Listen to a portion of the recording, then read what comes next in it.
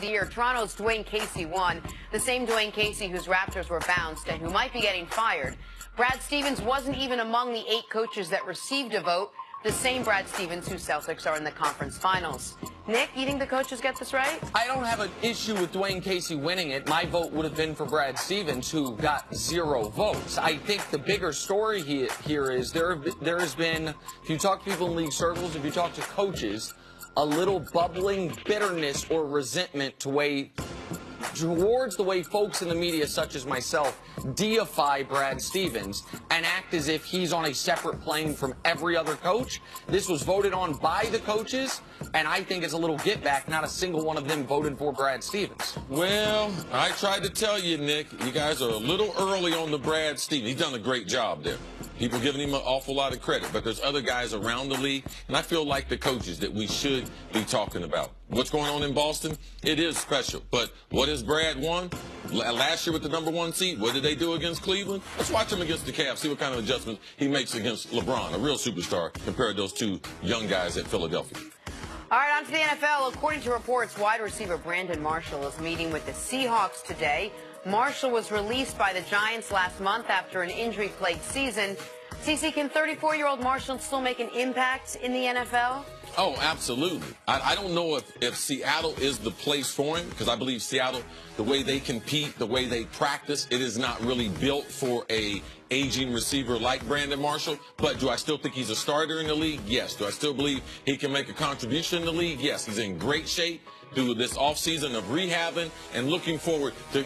I believe he'll play 1 more year. If he finishes on a high note, I believe he walks into retirement after the 18th. I'm going to cede my time to the senator from Ohio, Cris Carter. I got 2 questions for you. 1, do you think Brandon Marshall is better than Des Bryant right now? Yes, absolutely. Brandon Marshall's... Wait a second. Do you think Brandon Marshall is better than Des?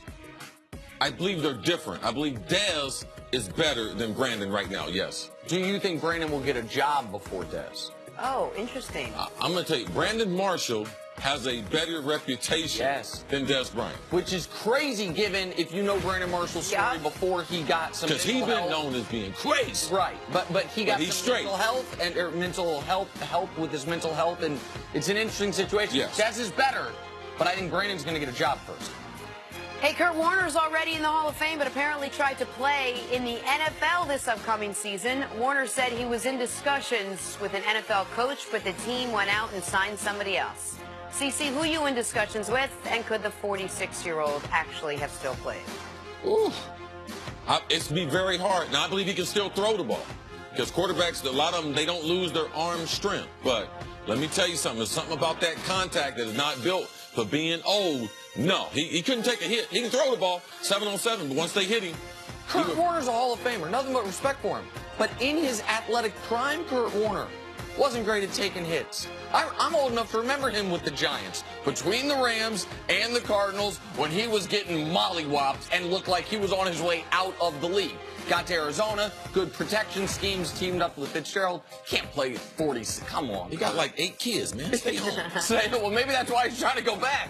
Too many damn kids in the house. Finally, Tiger Woods tees off at 1:52 today at the Players' Championship, and what a group he is in. He's playing alongside Phil Mickelson and Ricky Fowler. CC, what do you expect from Tiger in golf's 5th major?